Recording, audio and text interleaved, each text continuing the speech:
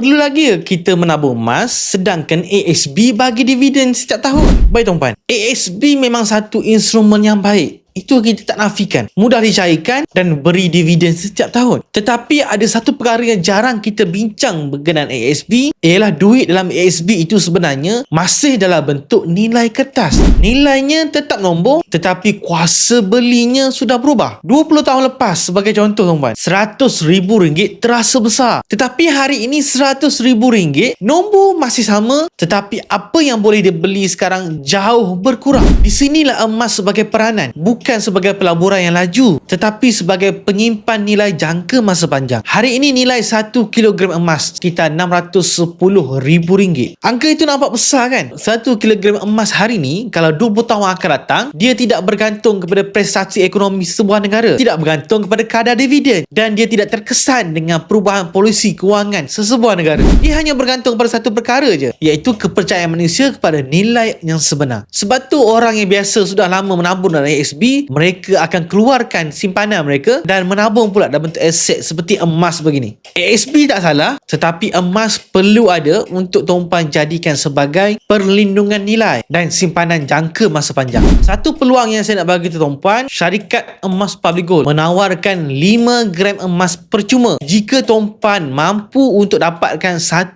kilo bar ini. Tawaran itu berlangsung sehingga 31 Januari. Jika tuan-puan yang berhasrat untuk alihkan sebahagian simpanan ASB ke dalam bentuk emas, saya sarankan dapatkan seketul 1 kilo bar ini dan tuan-puan akan mendapat hadiah 5 gram emas percuma ditawarkan oleh syarikat emas Public Gold.